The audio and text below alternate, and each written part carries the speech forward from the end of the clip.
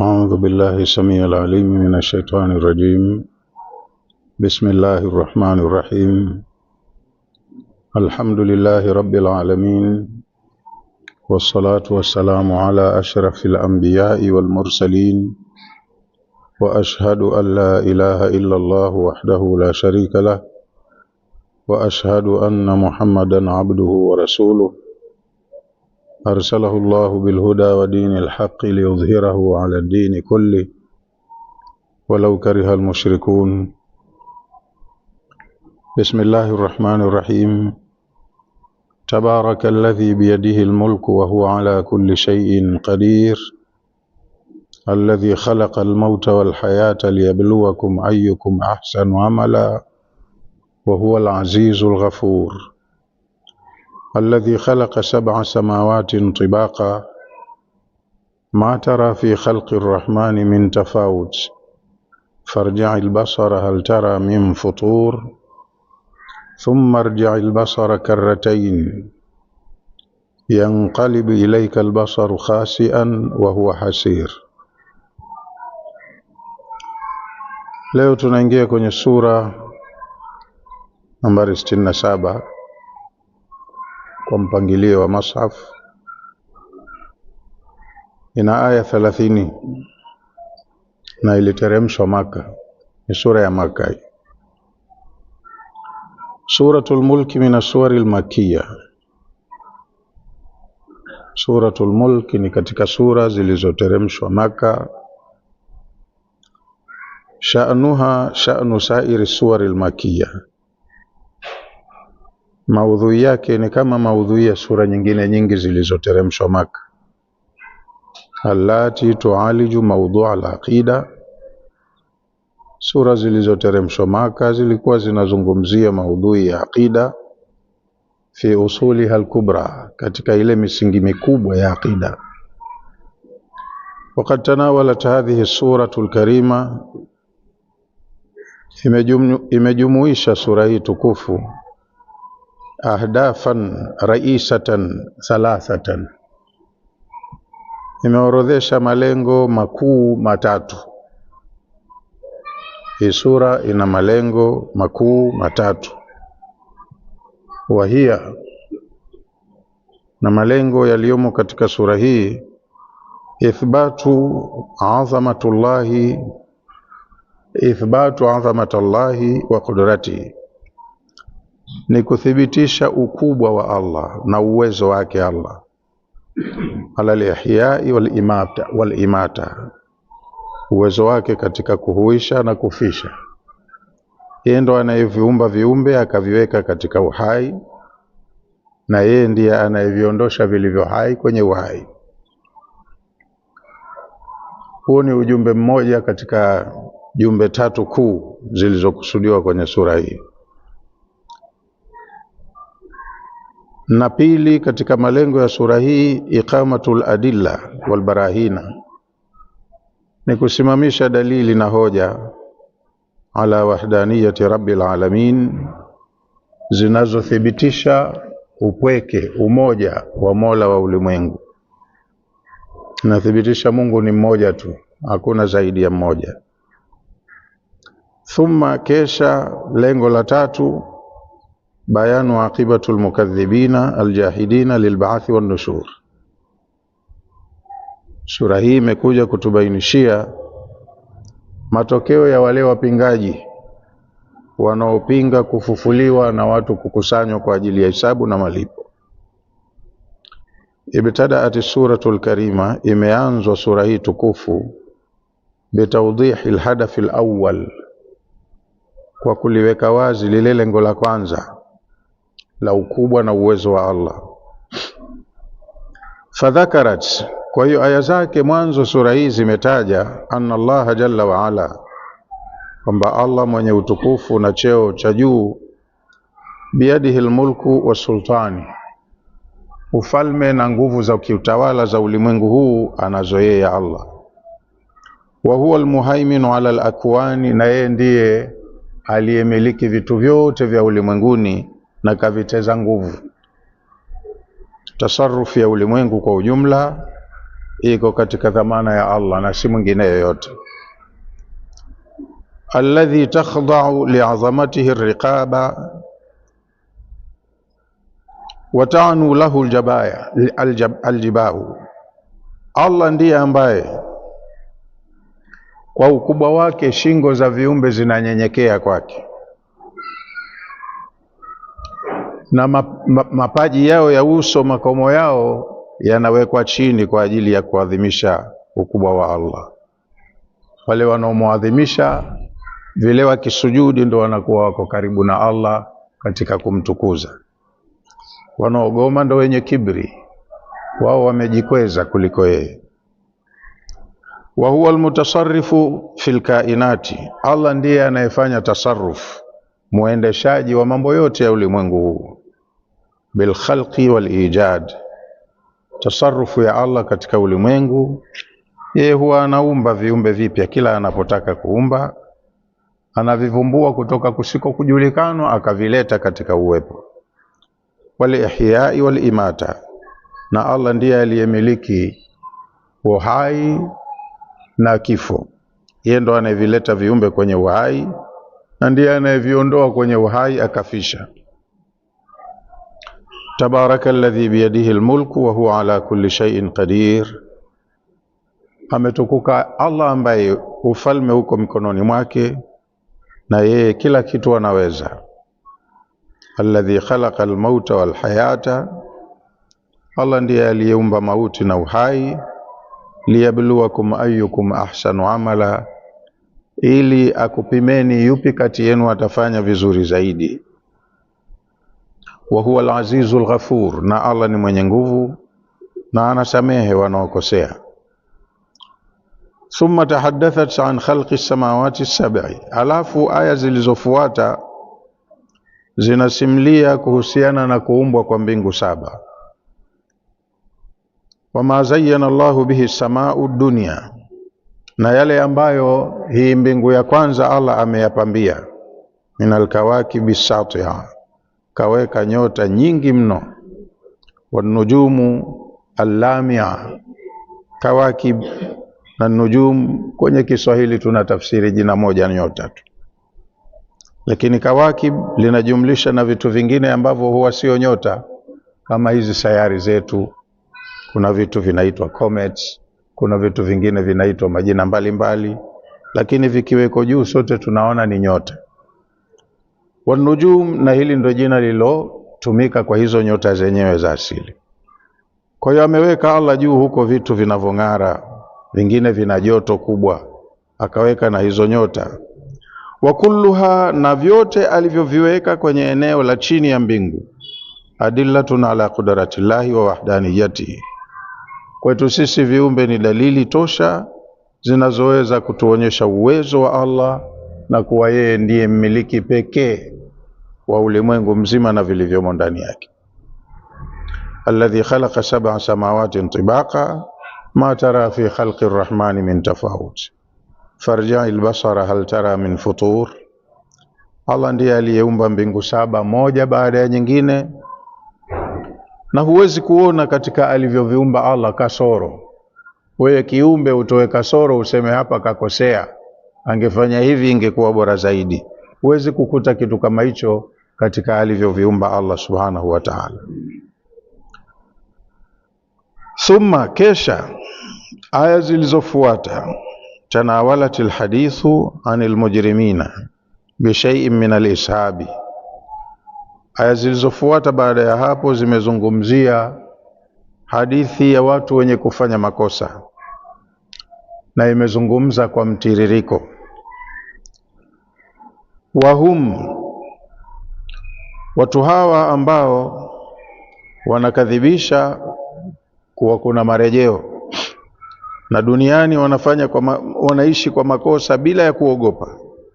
Hum yarauna jahannama tataladha watakadu tataqatta, siku watakaporudi kwenye ulimwengu ujao wataiona jahannam jinsi ilivyokolezwa na ikakolea, na jinsi ilivyokolezwa takadu tanqati, au takadu tataqatta min shiddati alghadabi walghaidh. Pale moto ulipowekwa utakavyokuwa unaonekana siku hiyo, kama unakaribia ukatike hivi utoke juu, kwa sababu ya ukali baada ya kuchochewa, ghadhab kwa wale waliomuudhi Allah, walghaidh na hasira zake, utakuwa una hasira ala aadaillahi, kwa maadui wa Allah. Kama unakaribia utoke pale ulipowekwa, uwafate uondoke nao. Taswira iliyotengenezwa hapa. Waqaranat, alafu aya za sura hii zimeambatisha pamoja baina maala alkafirina walmu'minin, imeweka pamoja katika kuhadithia au kusimulia baina ya matokeo ya makafiri na matokeo ya waumini. Makafiri watapata matokeo gani na waumini watapata matokeo gani? Na huu ndio uslubu wa Qur'ani sura zote tukisoma. Wakitajwa wema wanafuata wabaya, wakianzwa wabaya wanakuja wema. Ukitajwa pepo utatajwa na moto, ukianzwa moto itatajwa na pepo. Ala tariqati alqur'ani, huu ndo utaratibu au ndo njia ya Qur'ani katika kusimulia mambo yake. Fil jam'i baina tarhibi wa targhib, huwa inaweka vitu viwili viwili pamoja, msomaji asisumbuke. Anaaridhiwa vitu vyote viwili, baina ya targhib kuhamasishwa na tarhib kuonywa jambo. Kwa hiyo anayehamasika atapata hamasa ya kufanya kheri na woga wa kufanya vibaya, na yule ambaye yeye hana imani, basi pia kwa utaratibu huo inategemewa, labda anaweza akaogopa, akajirekebisha, akarudi kufanya mambo yatakiwavyo. Idha ulqu fiha sami'u laha shahiqan wa hiya tafur takadu tamayyazu min alghayz kullama ulqiya fiha fawjun sa'alahum khazanatuha alam ya'tikum nadhirun qalu bala qad ja'ana nadhirun fakadhabna wa qulna ma nazzala Allahu min shay in antum illa fi dalalin kabir.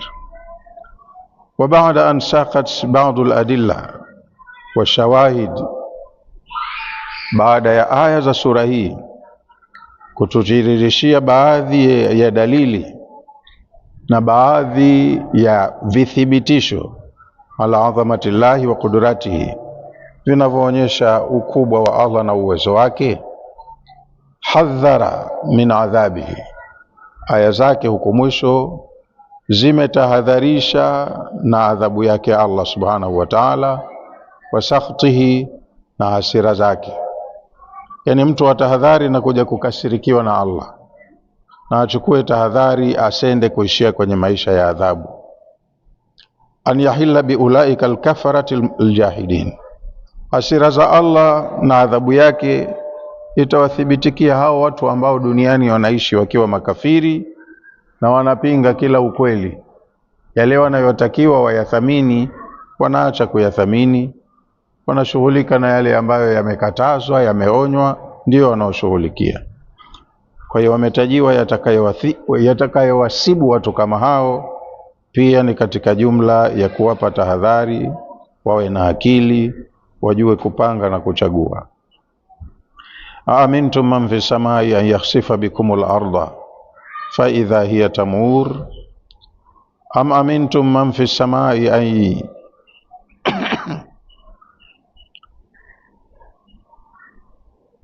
am amintum man fi samai an yursil alaykum hasiban fasata'lamuna kayfa nadhir.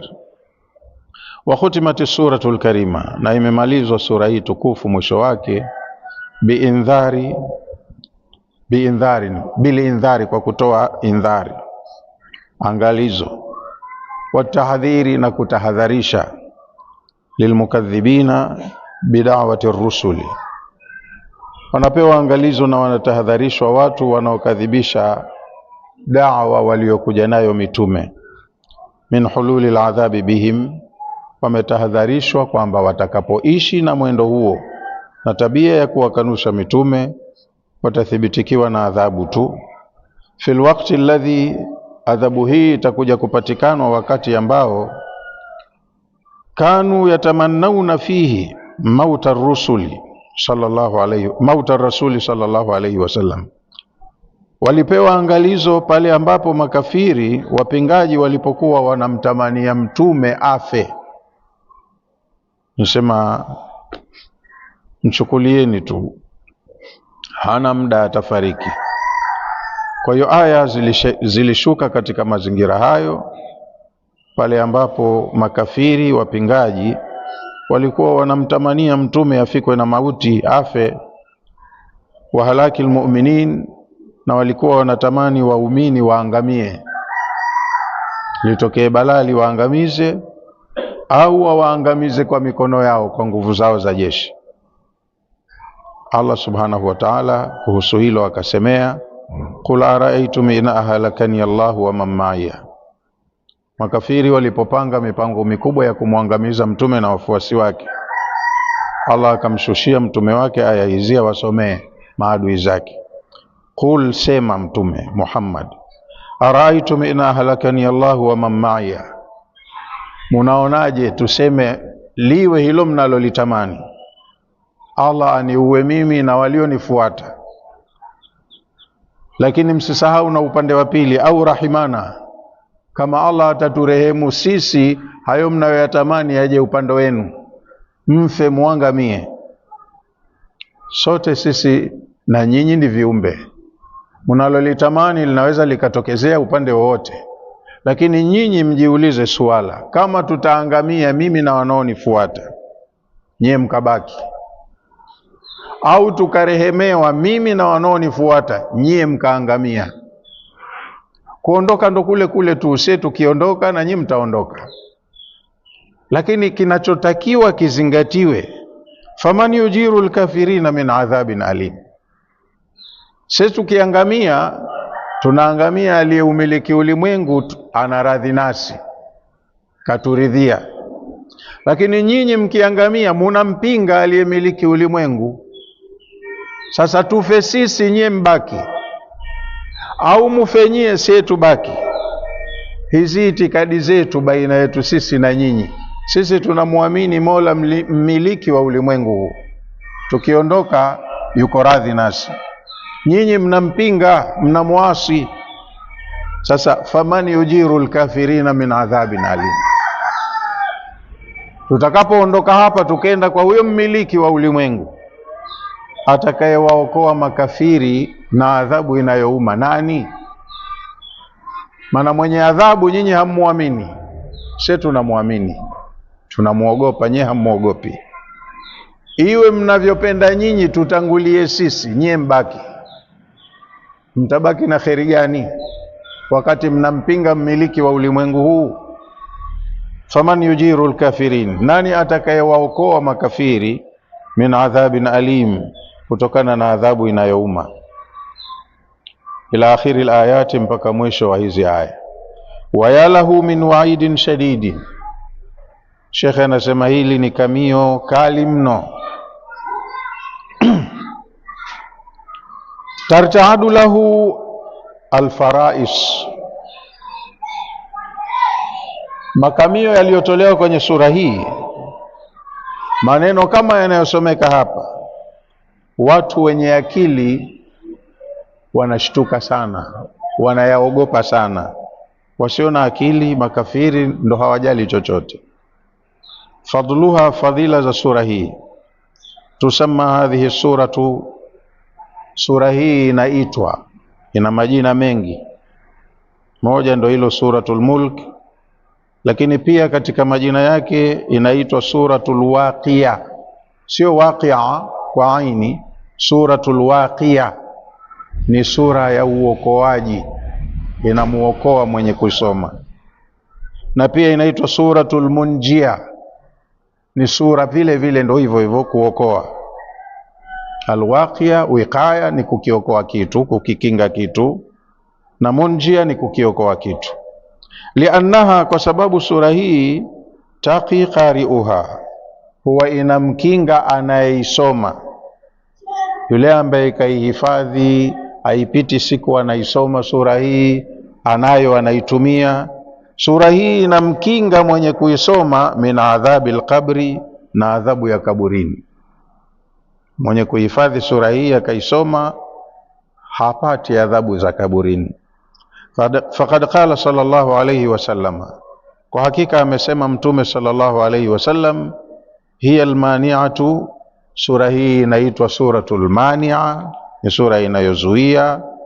Hiya almunjia, pia sura hii inaitwa ni suratul munjia, ni sura inayomuokoa mwenye kuisoma min adhabil qabri, kutokana na adhabu ya kaburi. Akhrajahu Tirmidhi, hadithi hii ameitoa Imam Tirmidhi, inayoonyesha fadhila za suratul Mulk. Bismillahir Rahmanir Rahim. Tunaanza kusoma sura hii kwa kutanguliza jina la Allah, mwenye kuneemesha neema kubwa kubwa na mwenye kuneemesha neema ndogo ndogo. Tabarakalladhi biyadihi almulku, ametukuka Mola ambaye ufalme uko mikononi mwake. Kwa Kiswahili sahihi, ametukuka ambaye ndiye aliyemiliki ufalme wa ulimwengu huu. Wa huwa ala kulli shay'in qadir, na mfalme huyu ni muweza juu ya kila kitu. Hakuna jambo ambalo utaweza kusema hawezi, kila kitu anaweza. Alladhi khalaqa almauta walhayata, mfalme huyu ndiye aliyeumba mauti na ndiye aliyeumba uhai. Liyabluwakum, ili akujaribuni, akufanyieni mtihani. Ayyukum ahsanu amala, yupi kati yenu atafanya vizuri zaidi. Wa huwa al-azizul ghafur, na mfalme huyu ni mwenye nguvu asiyeshindika na ni msamehevu sana kwa wanaomkosea wakataka kusamehewa. Alladhi, huyu ni mfalme ambaye khalaqa sab'a samawati tibaqa, ameumba mbingu 7 zilizofuatana moja juu ya nyingine.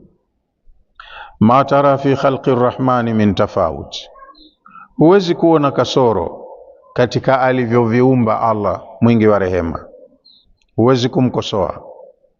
Farji'il basara, kama unataka kuthibitisha, kariri utazamaji, rudisha jicho lako mara 2 mbinguni, uangalie juu. Hal tara min futur, je utaona ufa wowote? Mbingu zina umri mrefu, tangu ulipoanza ulimwengu mabilioni ya miaka yameshakatika. Lakini je, mkiangalia juu mnaziona mbingu zimechoka, zimepasuka kama nyumba za mji mkongwe, au zinapukutika pukutika vipande vipande vinavyochakaa? Mmeona ufa? Hamna. Kwa hiyo anavyovifanya Allah vinakuwa viko perfect. Thumma rji'il basara karrataini, tena usitizame mara moja, kariri mara 2 kurejesha macho yako juu mbinguni. Yanqalib ilayka albasaru khasi'an, jicho lako hata ukitizama mara 100 mara 1000 litarudi kwako likiwa limechoka tu, kwa kutumwa bila mafanikio. Wa huwa hasir, na litarudi likiwa limeemewa. Litume jicho lako kutafuta mapungufu, kasoro, aibu. Mara 2 angalia juu, utizame kuna feli ya mahala, amevimba, ametoboka. Jicho lako litarudi likiwa limechoka, limeemewa kwa kushindwa kupata hicho ambacho limetumwa kutafuta. Bismillahir Rahmanir Rahim. Tuanze tafsiri ya aya hizi kwa jina la Allah mwingi wa rehema mwenye kurehemu.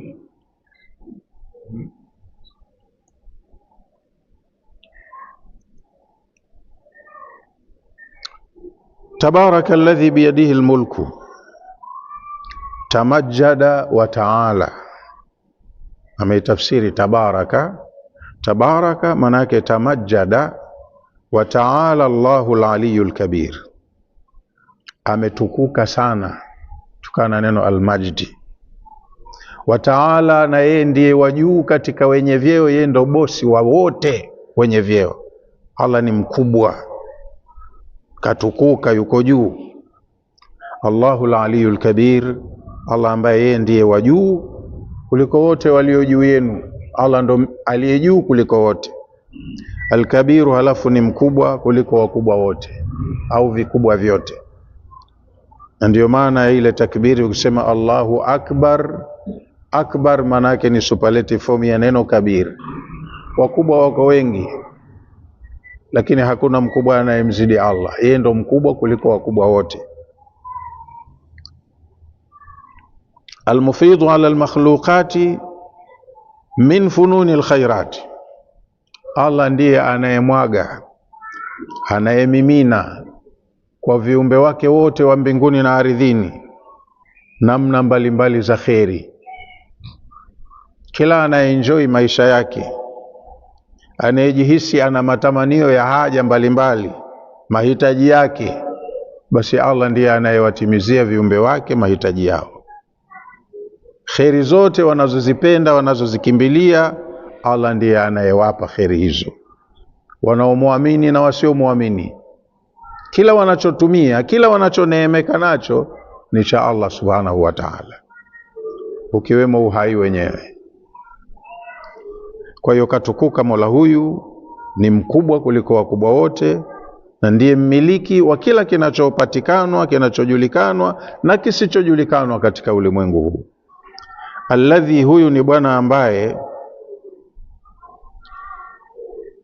biqabdati qudratihi, kwenye qabdhi, udhibiti wa uwezo wake, mulku samawati wal ardi, ndipo ulipowekwa ufalme wa mbingu na ardhi. Kama mnajua maana ya ufalme, munafahamu maana ya mfalme na milki yake kwenye ufalme wake, basi Allah ndiye mfalme aliyemiliki tasarruf ya ulimwengu huu mbinguni na ardhini. Kwa hiyo wale waliokuwa wafalme na falme zao wote wako chini ya ufalme wa Allah, kama alivyojiita kwenye sura ya 3, Qulillahumma malikal mulki, kamwambia mtume wake, sema ewe Allah mfalme wa wafalme wote, Allah uliyemiliki falme zote, tu'til mulka man tashau, hapa duniani unampa ufalme unayemtaka katika waja wako, watanzi'ul mulka mimman tashau, na huwa unaupokonya ule ufalme kwa unayemtaka kumpokonya. Anakuwa mtu mfalme leo, kesho anaishia jela. Allah hufanya mabadiliko kama hayo. Anakuwa mtu leo tajiri, kesho ukasikia kafilisika. Mfanyaji wa yote hayo ni Allah subhanahu wa ta'ala, kamiliki kwa ufalme wake maeneo yote ya mbinguni na ardhini. Yatasarrafu fihima, Allah huwa anafanya tasarruf kwenye maeneo ya mbingu na ardhi, kaifa yashau, kama anavyotaka mwenyewe, hufanya anavyotaka mwenyewe. Qala ibn Abbas, Abdullah ibn Abbas amesema alipotafsiri aya hii, biyadihi almulku, ufalme uko mkononi mwake, yani Allah ndiye aliyeumiliki ufalme. Yu'izzu man yashau, humpandisha akampa izza anayemtaka kumpandisha. Wa yudhillu man yasha, na humshusha anayetaka kumshusha akamweka dhalili.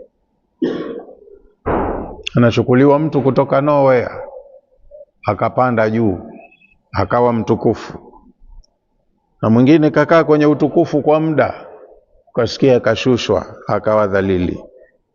Mfalme mkuu ndo anayefanya hayo, Allahu subhanahu wa ta'ala. Wa yuhyi wa yumitu, na katika kazi zake Allah aliyemiliki kila kitu ndiye anayehuisha na kufisha.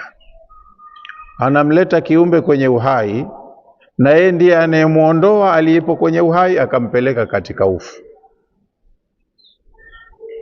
na kinyume chake. Allah ndo anayefanya yote hayo. Wa yughni wa yufqiru, na Allah ndiye anayetajirisha na kufakirisha. Anamfanya mtu uwezo wake ukaongezeka mpaka akawa mkwasi ghani, na aliyekuwa ghani Allah anaweza akamfutia akamshusha akawa fakiri. Anafanya yote hayo. Wa yuti wa yamna, Allah pia katika ufalme wake humpa anayetaka kumpa katika waja wake, na humnyima anayetaka kumnyima katika waja wake.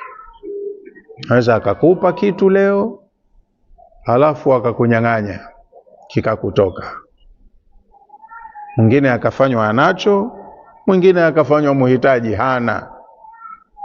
Mfalme wa ulimwengu ndo anayefanya mambo hayo. Mwingine akawa mzima jeuri, haumwi, hata malaria hayamshiki. Mwingine wala hajafanya kosa, ukamsikia mgonjwa kazaliwa yuko hivyo hivyo, miaka 10 sasa ndo yuko hapo, hatembei. Mfalme wa ulimwengu ndo anafanya yote hayo. Wa huwa ala kulli shay'in qadir, na mfalme huyo anaweza chochote kufanya, hakuna linalomshinda. Yani wa huwa alqadiru ala kulli shay'in, Allah mfalme huyu ni muweza juu ya kila kitu.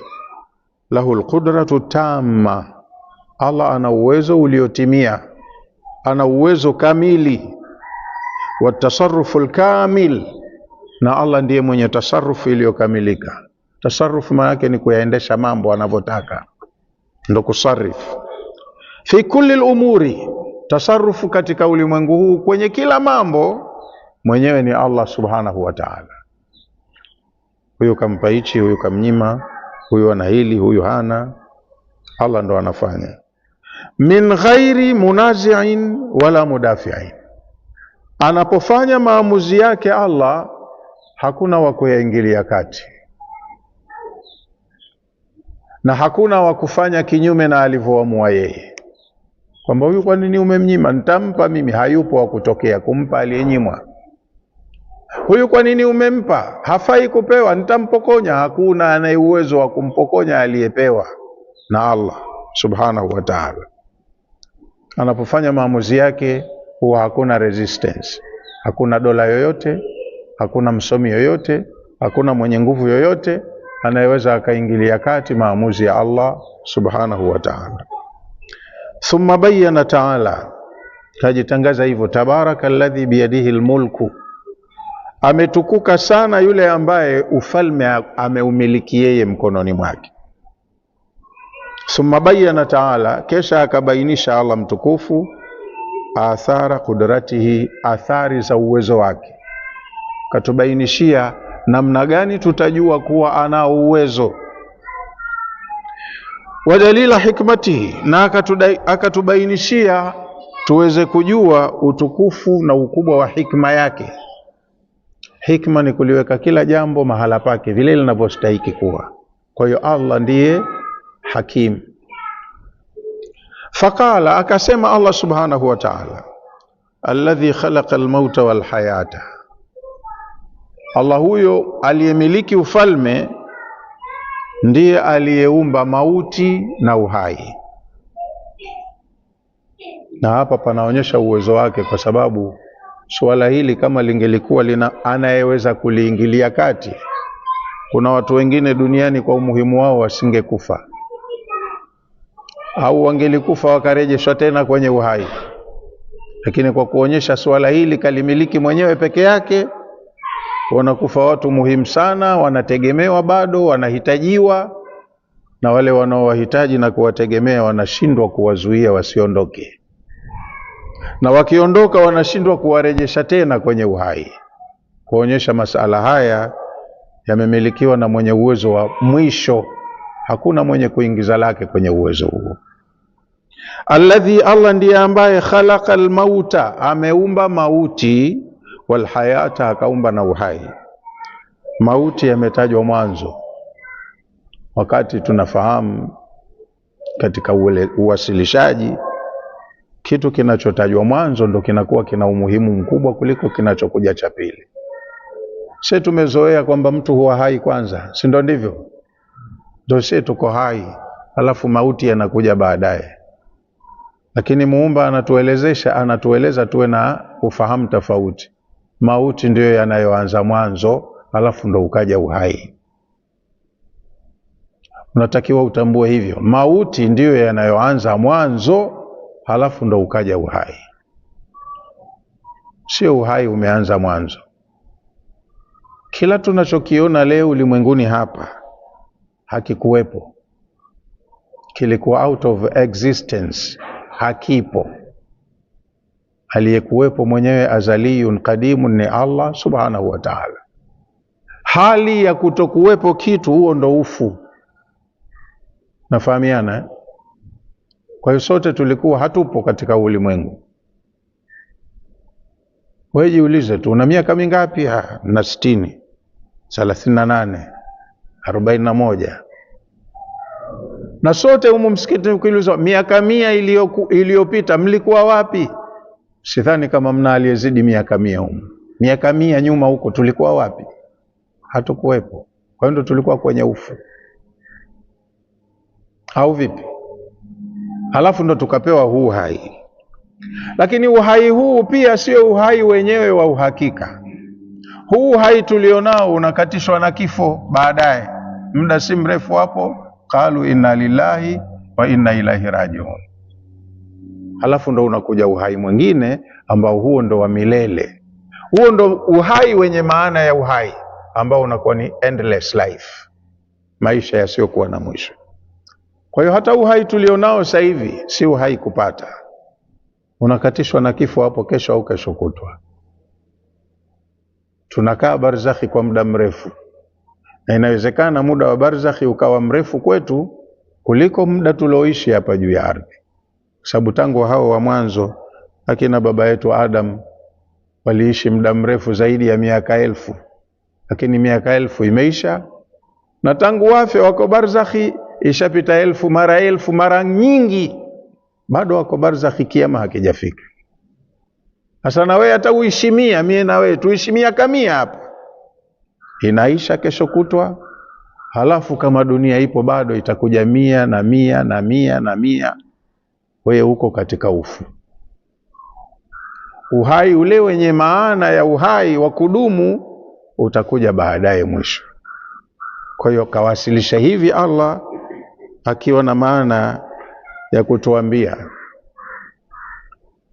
uhai tulionao si uhai wa kujivunia, ni uhai ambao una lengo maalum, kwa haja maalum, ni kwa ajili ya mtihani tu. Kutolewa kwenye ufu ukaletwa kwenye uhai huu ambao unakatishwa na mauti, umepewa huu uhai kwa sababu tu ujaribiwe. Unafanyiwa mtihani, halafu ukishamaliza muda wako wa mtihani ndo yanakuja mauti, yanakata uhai huu, unasubiri matokeo. Kwenye sura ya 2 Allah subhanahu wa ta'ala amesema, sijui kwenye aya 19 au 20, ametuambia kaifa takfuruna billahi wa kuntum amwata. Nye binadamu mna akili kiasi gani? Inakuwaje munamkufuru Allah Mola muumba, wa kuntum amwata, hali ya kuwa mlikuwa wafu, hamkuwepo. Hapa mnapojivunia, mnapofanya jeuri, mmeletwa. Sasa baada ya kuletwa mkakirimiwa, mkaneemeshwa, bado mnakufuru. Munakufuruje na nyinyi hamkuwepo? Hapa mmeletwa. Kaifa takfuruna billahi, inakuwaje munamkufuru Allah Mola wenu muumba, wa kuntum amwata, hali ya kuwa nyinyi mlikuwa wafu, hamjakuwepo hapa. Fa ahyakum, yeye Allah ndo aliyekuwekeni kwenye uhai huu, kakuombeni, sasa hivi mnajiona mko hai. Kwa nini haya hamzingatii? Sikuwepo, nimekuja. Nilipokuja nilikuwa mdogo, halafu nikakuzwa, nikapewa ufahamu, akili, kimo na kila kitu. Hata alokufanyia haya pia humjui, wewe unakufuru tu. Kuntum amwata, hamkuwepo, mlikuwa wafu. Fa ahyakum, yeye Allah mnayemkufuru ndo aliyekupeni huu hai. Thumma yumitukum, kesha hata huu hai wenyewe si wa uhakika, kesha atakufisheni. Hapa hapa mtakumbwa na mauti, uhai huu unatoweka baadaye. Thumma yuhyikum, baadaye baada ya hicho kifo ndo atakurejesheni tena kwenye uhai. Wa ilaihi turjaun, Leo mko hapa, lakini kwake aliyewaleta nyinyi hapa, kwake mnarudi. Sasa mnakufuru vipi wakati mna hali tete huko mbele imewakabili? Darsa ya kutosha ya kwamba sikuwepo, nimekuja dhaifu, halafu nikawa developed, halafu humtambui anayekupa hivi anavyokupa. Unakufuruje sasa? Na kwake aliyekuleta hapa utarudi. Sasa hivi hatufahamu, lakini wakati muafaka ukifika, hapo tukesharudi ndo tutafahamu. Na Allah anatuambia kwenye suratu Ghafir, siku ya kiyama makafiri watasema maneno ya kujutia walichokifanya. Qalu, watasema, Rabbana, ewe Mola wetu, amatana thnataini, umetuweka katika hali ya umauti mara mbili. Makafiri ndo watasema hivyo.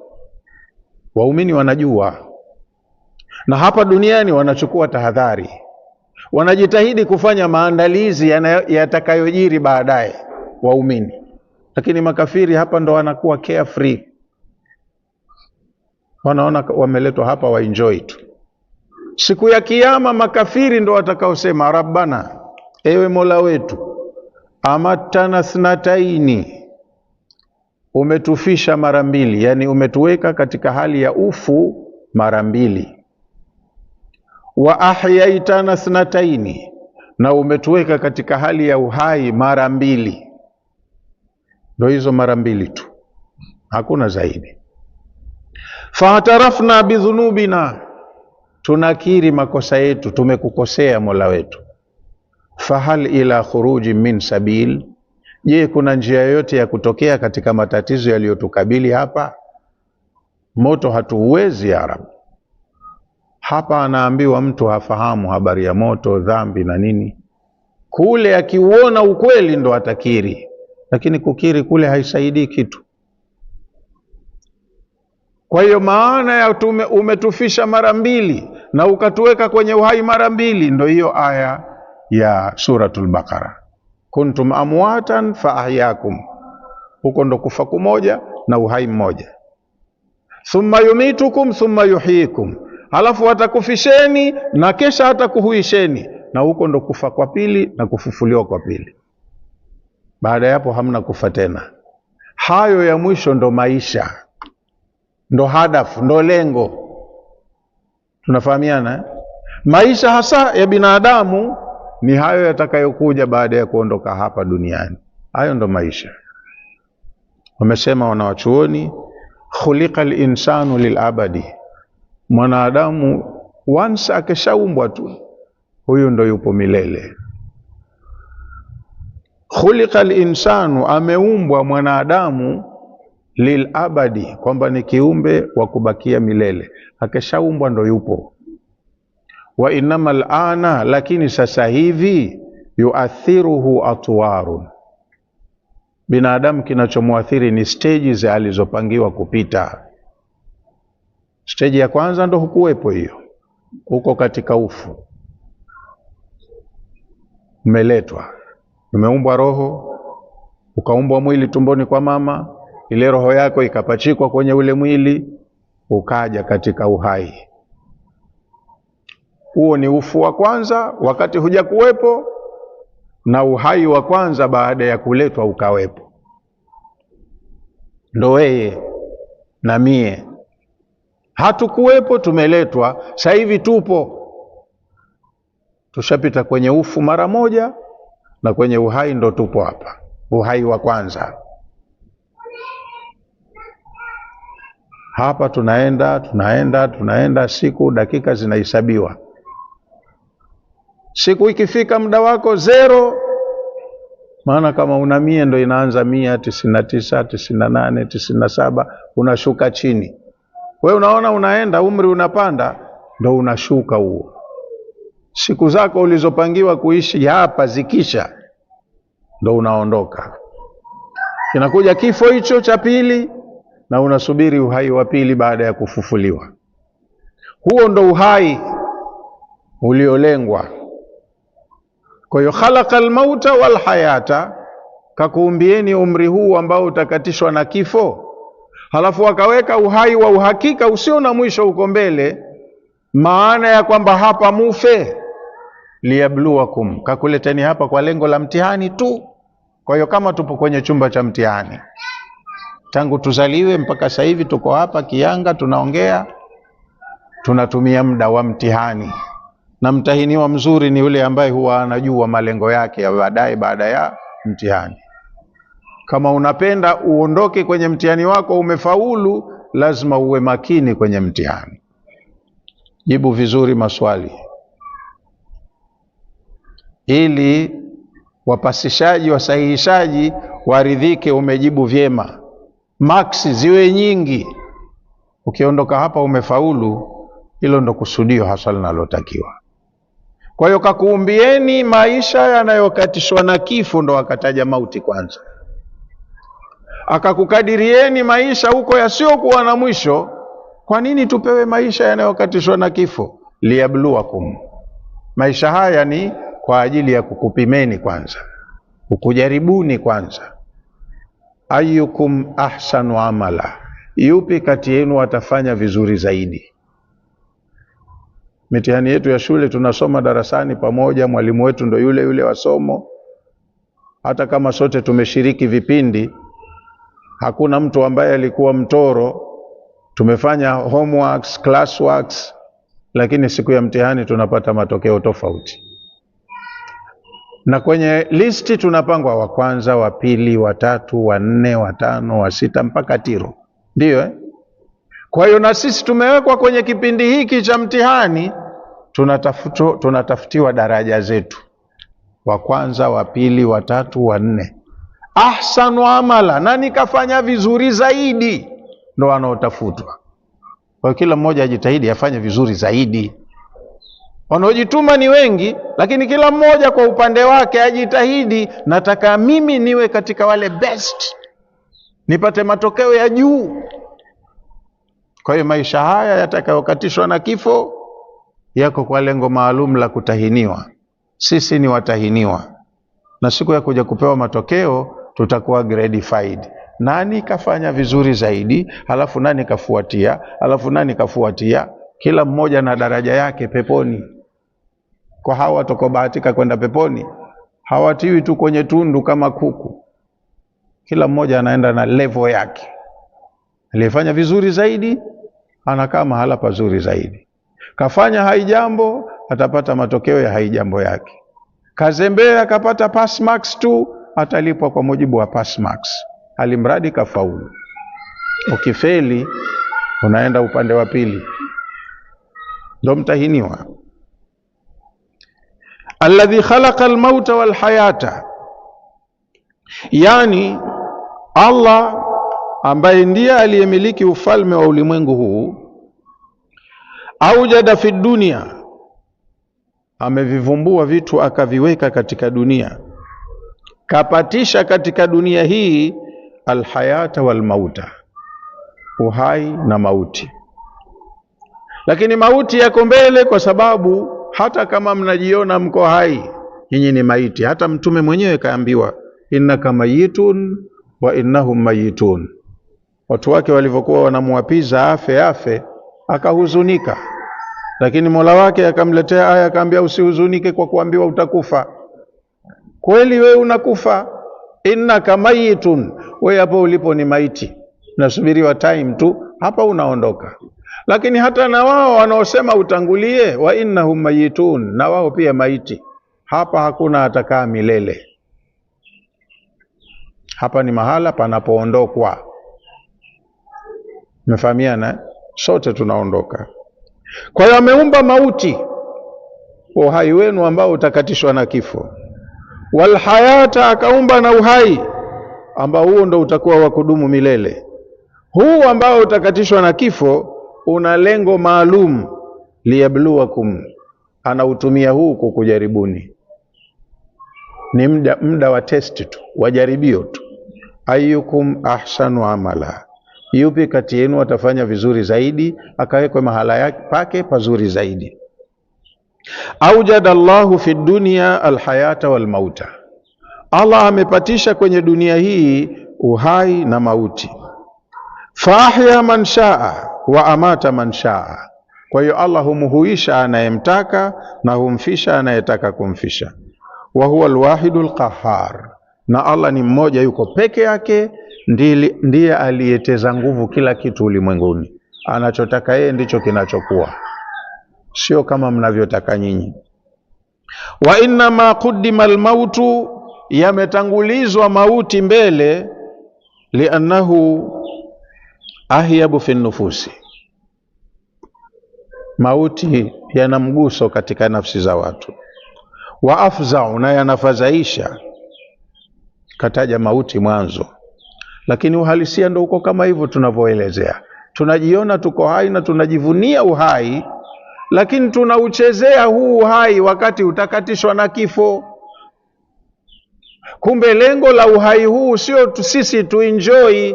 Huu uhai ni wa kujituma ufanye vizuri, ili ukapate maisha yako ya uhakika yakiwa mazuri. Kwa hiyo hukusudiwa kutishwa. Ni kweli we maiti, na uhai huu ulionao sasa hivi sio uhai kupata, ni uhai wa lengo maalum. Kwa hiyo nenda kwenye lengo, nufaika na uhai wako huu, ili mauti atakapokatisha uhai huu, baadaye ukaja ukapewa uhai wa uhakika, uwe umepata matokeo mazuri, umekaa nafasi nzuri. Qala alulamau, wamesema wanawachuoni, laisa almautu fanaun, kufa sio kumalizika kwa mtu.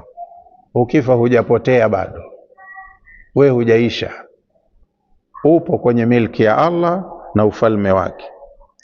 Laisa almautu fanaun wanqitaan, mauti sio kumalizika. Kufikwa na mauti sio kwamba mambo yameisha, umekatika bilkulliya, totally, kwamba ndo hupo. Kwani ulipoumbwa tumboni kwa mama si ulikaa miezi 9? Na siku mwili wako ulipopewa roho ukawa kiumbe hai, unacheza, unapiga, unakula, unakunywa, unavuta pumzi, unaenda haja tumboni kwa mama. Kwa hiyo ilikuwa ni maisha kamili, lakini ni maisha kwa mujibu wa mazingira ulioko pale tu. Muda wa kukaa tumboni kwa mama ulipoisha, umetoka, umezaliwa, lakini umekuja duniani na uhai wako. Kwa sisi ambao ndo tu hai, wengine wanakufia kule kule tumboni, umri wao unakuwa wa saa chache tu. Akija hapa duniani anapita transit, tukesha marehemu, hajui kabisa dunia, lakini kaumbwa, kapewa roho, kafa kule kule, kaja hapa, kapita tu, kaenda kuzikwa. Wewe uliotoka kule na roho yako umebadilisha lifestyle. Ukishakuja juu ya ardhi hapa, utakula, utakunywa, utavuta pumzi, utaenda haja kwa mtindo tofauti na ulivyokuwa unafanya tumboni kwa mama. Ndio wewe, lakini yamebadilika mazingira, huko kwenye stage nyingine.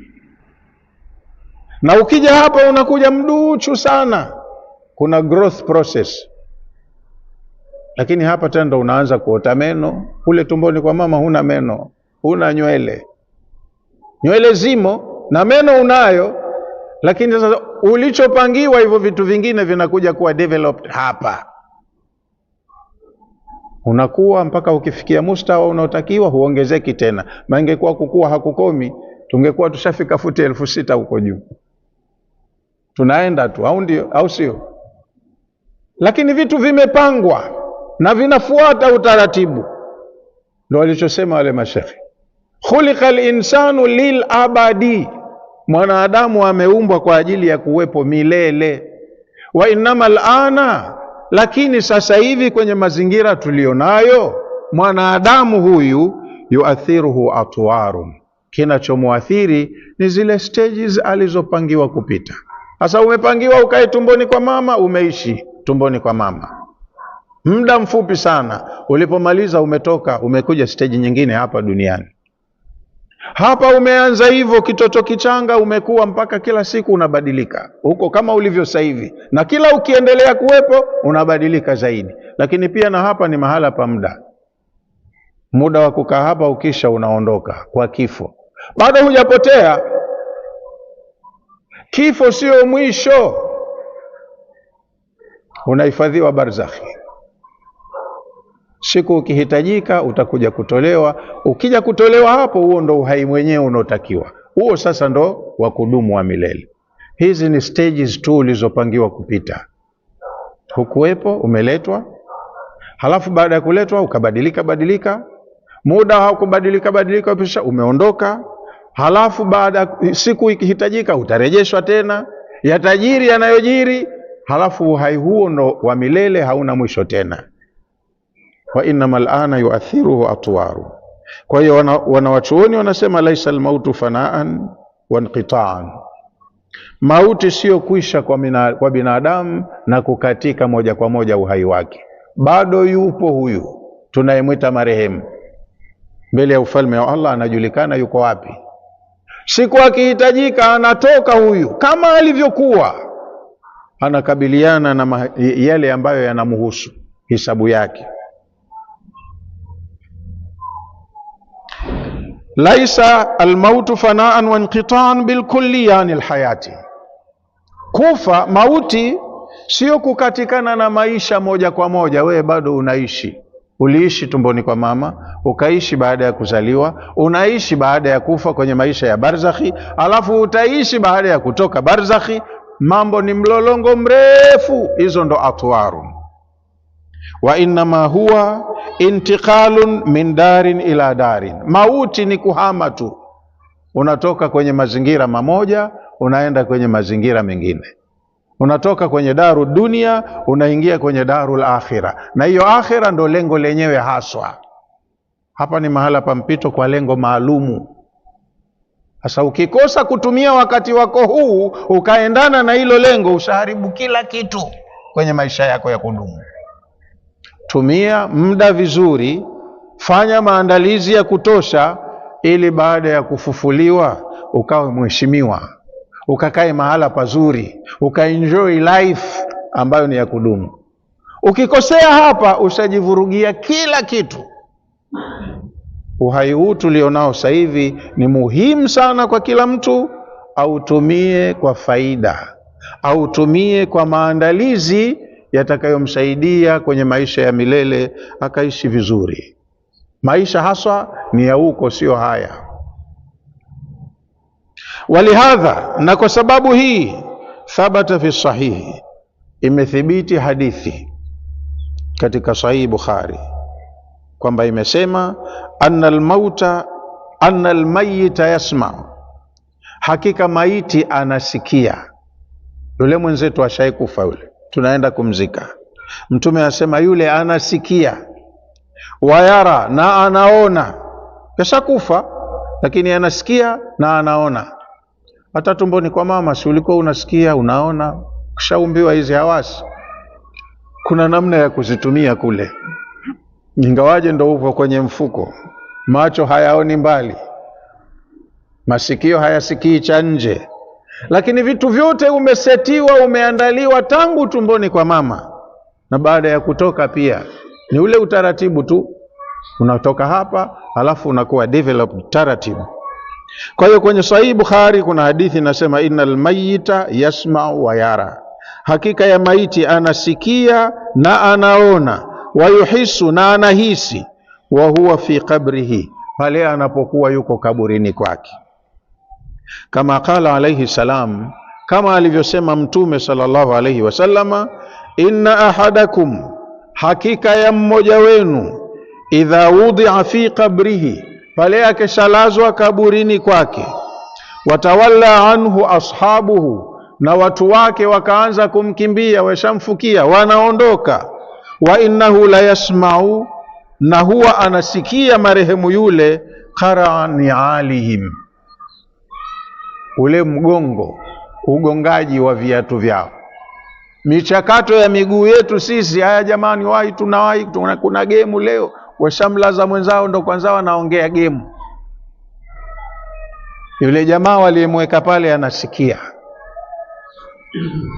Vipi anasikia? Allah anajua, lakini anasikia, anahisi, anaona kwa mazingira atakayokuwa nayo huko. Atwaru nizo kapangiwa. Waqala sallallahu alayhi wasallama, na amesema Mtume sallallahu alayhi wasallama, walladhi nafsi biyadihi, ninamuapa yule ambaye nafsi yangu ameimiliki mkononi mwake, yani anamuapa Allah, ma antum biasma, nyinyi mulio hai hapa si wenye kusikia zaidi, lima aqulu, yale ninayoyasema. Mtume anasema na watu walio hai.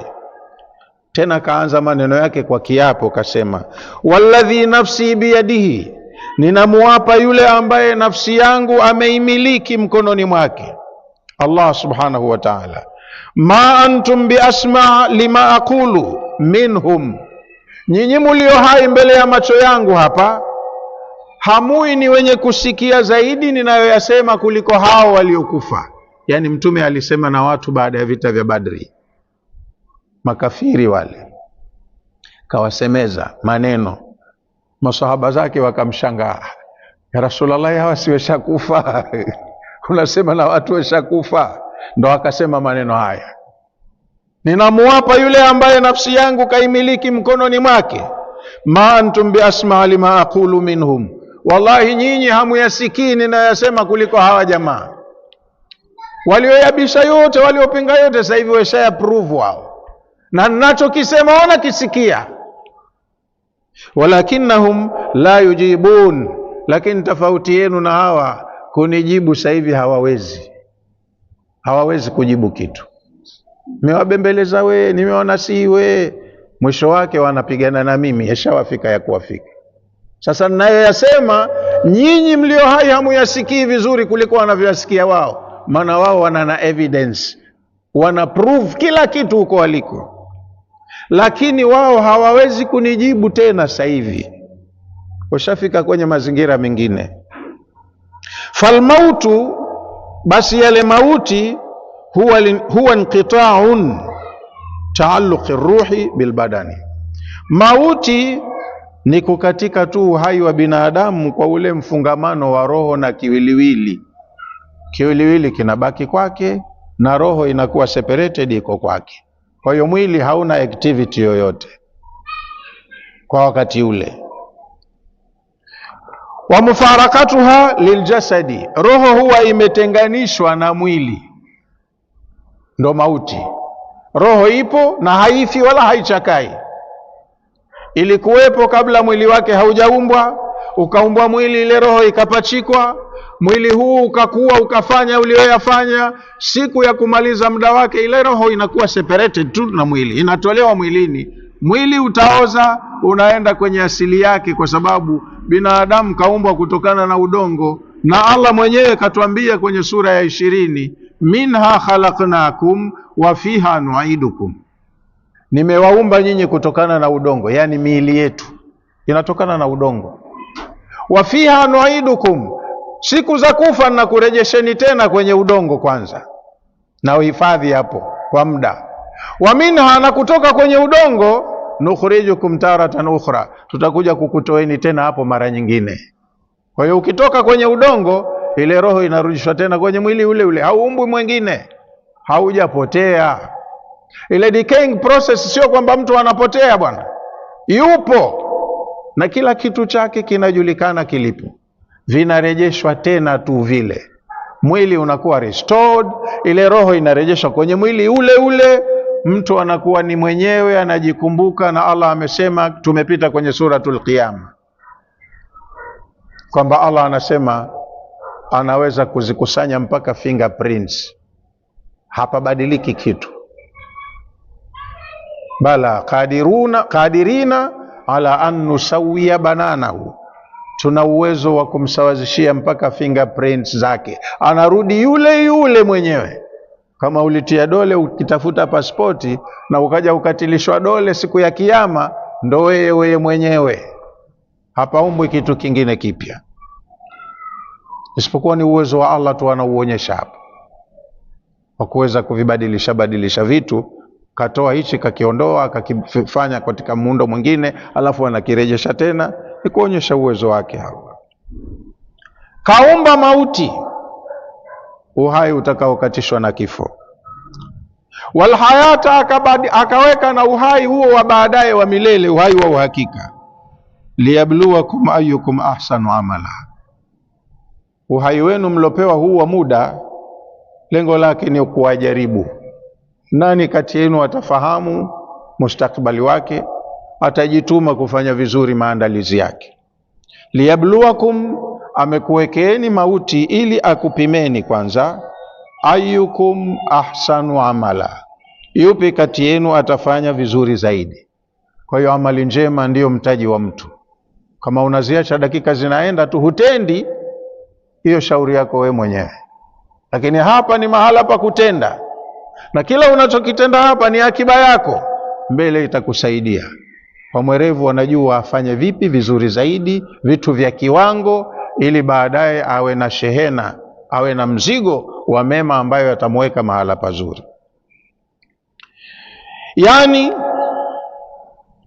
liyamtahinakum wa yakhtabirakum, amekuwekeeni maisha haya yatakayokatishwa na kifo, kukupeni mtihani, kukufanyieni jaribio. Ayuhan nasu, yupi katika watu, au liyamtahinakum wa yakhtabirakum ayuhan nas, amekupeni maisha yatakayokatishwa na kifo ili akufanyieni mtihani na majaribio. Enyi watu, fayara, anachokitaka kwa sasa kutoka kwenu, aone almuhsina minkum, yupi ni mtu mwema kati yenu, min almusii, kumtofautisha na yule mbaya. Hapa kwenye maisha ya dunia ndipo tunapojibagua, atajulikanwa nani mzuri na nani mbaya. Na hawa wazuri hawawi level moja, wanatofautiana viwango vyao vya ubora. Anatafutwa nani kafanya vizuri zaidi kuliko mwingine. Watakuwa watu gradified kwa mujibu wa grade zao, na grade watu wanajifanyia wenyewe. Ukiwa mzembe tu, kila kitu unaacha tu, sunna tu hiyo, wezi ache tu, kumbe ukikifanya ndo ushaweka hapo chako mwenyewe hicho. Sasa wewe unashughulika na mpira, kasino, kubeti na vitu vingine, hujui hata kutofautisha lipi la thawabu na lipi na dhambi. Unatumia dakika vibaya, muda wako unasomeka, siku ukifikia zero wewe unaambiwa pens down, muda wa mtihani umeisha, ondoka. Qala al-Qurtubi, amesema mwanachuoni Qurtubi, yuamilukum muamalata al-mukhtabar, Mola wenu anadili na nyinyi, anaamiliana na nyinyi muamala wa mtahiniwa, mtu anayefanyiwa mtihani au interview. Mtu anaenda mahala kuomba kazi, kuna interview, watu wataalamu wa kukutahini, tunataka mtu wa aina gani afanye kazi hapa. Tangu huko unakotokea hujafika kwenye chumba cha interview, huko kuna watu wana monitor nyendo zako, wanakustadi wewe ni mtu wa aina gani. Kuna vitu vingine sio vile unavyokwenda kufanywa, kuulizwa orally kwa mdomo ukajibu. Watu wengi wanakuchunguza, wewe hujui. Sasa na Allah kakuweka hapa, anachunguza mengi, wewe hujui. Unayapoteza mengi ambayo yalikuwa yakufae, unayaacha kwa uzembe wako. Lakini mwisho wa siku unakuja kukuta results za pale ulipozembea, ulipofanya chini ya kiwango. Jengine ulikuwa una uwezo nalo ukaliacha. Ndio huwa tunaambiwa siku ya kiyama ni siku ya majuto, yaumu taghabun. Aliyefanya mema atajuta na aliyefanya maovu atajuta. Wa peponi atajuta na wa motoni atajuta. Wengine huuliza, sasa huyu mtu mwema wa peponi anajuta nini? Anajuta ndiyo, kuna jambo ilikuwa apate milioni, anaenda kuambiwa hili unalipwa 25,000. Umelifirigisa tu ukalifanya vibaya chini ya kiwango, na anafikiri uwezo wa kulifanya hili perfectly nilikuwa nao, nafasi nilikuwa nayo. Lazima ajute kwamba mmepata daraja duni kwa sababu ya uzembe wangu. Uwezo wa kulifanya hili vizuri nilikuwa nao, sikulifanya. Au uwezo wa kufanya jambo fulani nilikuwa nao, nimeliacha. Lazima ujute. Kama nilikuwa nipate 100, nimelipwa 25 kwa sababu ya kuacha jambo fulani, utajuta. ilikuwa niwe na pepo ya daraja ya juu, nimeikosa kwa sababu ya hili na hili. Ndiyo, unajuta, ushaingia peponi, lakini utajuta. Uwezekano wa kupata zaidi upo. Kwa nini nikakosa? Ni kwa uzembe. Kwa hiyo mmewekwa hapa kujaribiwa, na kile kinachojiri hapa ndicho kitakachokuja kudefine matokeo yenu siku ya kutolewa matokeo. Fa inna Allah ta'ala alimun bil muti'a wal 'asi azalan. Allah mtukufu ambaye tumeambiwa kila kitu anajua, kila kitu anaweza, alimun bil muti'i wal 'asi azaliyan. Azalan, tangu huko azal alipotuumba, Allah alikuwa anajua huyu mzuri, huyu mbaya. Kama angetaka angefanya sorting huko huko kabla ya kuletwa hapa, hawa wapeleke peponi na hawa motoni, lakini hakutaka hivyo. Kataka wale ambao anawajua ni wazuri, mahala pazuri pa kuprove kuwa ni wazuri hapa. Kile alichokijua Allah kwamba huyu ni mzuri na huyu mja atatenda hivi na hivi, hapa ndo aje atende, athibitishe hapa duniani. Na yule ambaye toka hapo akamjua mbaya, ule ubaya sio ujue yeye tu, atakuja kuudhihirisha hapa duniani, mpaka na wenziwe watakuwa mashahidi, fulani mbaya, kadhulumu mno. Lakini toka hapo Allah anajua. Kwa hiyo maisha haya ni maisha ya proving. Kile kinachojulikana toka hapo, wewe mwenyewe hapa unakithibitisha. Huyu mbaya, huyu mzuri. Huyu mzuri lakini uzuri wake wa wastani. Huyu mzuri sana, anajitahidi kupita kiasi. Kila mtu hapa mwenyewe ndo ana prove duniani. Kwa hiyo kapanga Allah maisha haya ya mpito, wakati uwezo wa kusort out mapema alikuwa anao. Hapa kataka vile anavyovijua hapa ndo vitadhihiri kwa vitendo, wahusika watafanya hapa. Kwa hiyo wazuri wapo hapa, wabaya wapo hapa, mazuri yanafanywa hapa na mabaya yanafanywa hapa. Alafu tukapewa siku ya kwenda kupewa matokeo yetu. Tumeandaliwa siku ya matokeo. Wa huwa al-azizul ghafur. Allah ni mwenye nguvu asiyeshindika. Al-aziz manake al-ghalibu alladhi la yughlab. Siku zote yeye ni mshindi, hashindwi na yoyote. Na al-ghafur tabia yake ni mwenye kusamehe wanaomkosea, wakikiri makosa na wakaahidi kujirekebisha, huwasamehe. Wa huwa al-azizul ghafur, yani al-ghalibu, Allah ni mshindi, ni mwenye uwezo usioshindika, fi intiqamihi, katika kuwalipiza kisasi waliomuudhi, waliomkosea, na akiamua kuwalipiza kisasi hawawezi kuchomoka. Alghalibu fi intiqami mimman asahu, Allah ana uwezo wa kumlipiza kisasi aliyemwasi na atafanya hivyo. Alghafuru, pamoja na kwamba atalipiza kisasi kwa kuadhibu, Al-Ghafuru, Allah ni mwingi wa kusamehe. Lidhunubi man taba wa anaba ilaihi, anasamehe madhambi ya mtu aliyetubu akakubali kujirekebisha akaelekea kwa Mola wake. Kwa hiyo kuna watu wanaofanya makosa hawakumbuki toba wala kuomba msamaha, mpaka wanakufa na makosa yao, watakwenda kuhukumiwa kwa makosa yao. Lakini wale wanaojidiriki wakasema mimi ugomvi na Mola wangu siuwezi, akaogopa akajirekebisha akanyooka, mwisho wa siku Allah anamsamehe na anakuwa ni mtu mwema. Allah atuwafikishe kwenye toba na istighfari. Muda umekuwa mrefu, kwa leo tutaishia hapo. Aya mbili hizo kwa leo zinatosha. Tabaraka alladhi, ametukuka Mola ambaye, biyadihi almulku, ufalme uko kwenye milki yake, wa huwa ala kulli shay'in qadir, na Allah ni muweza juu ya kila kitu. Alladhi, Allah ndiye ambaye, khalaqa almauta walhayata, ameumba mauti na uhai. Liyabluwakum, ili kwanza akujaribuni, akufanyieni mtihani. Ayyukum ahsanu amala, anatafutwa yupi kati yenu anafanya vizuri zaidi. Kwa hiyo watu watakuwa gratified kwa mujibu wa jitihada zao. Wa kwanza atakuwa wa kwanza, wa pili atakuwa wa pili, wa tatu wa tatu, mpaka watiro.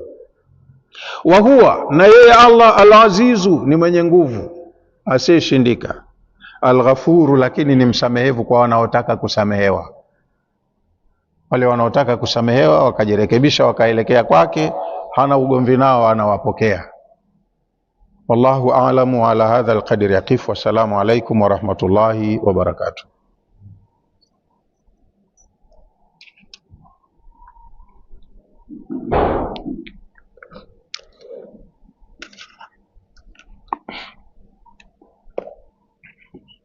Bismillahirrahmanirrahim. Alhamdulillahi rabbil alamin, wassalatu wassalamu ala rasulillahi sallallahu alayhi wasallam.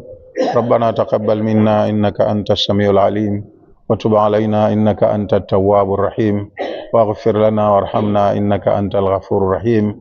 Rabbana atina fid dunya hasana wa fil akhirati hasana wa qina adhaban nar waghfir lil mu'minina wal mu'minat wal muslimina wal muslimat al ahya'i minhum wal amwat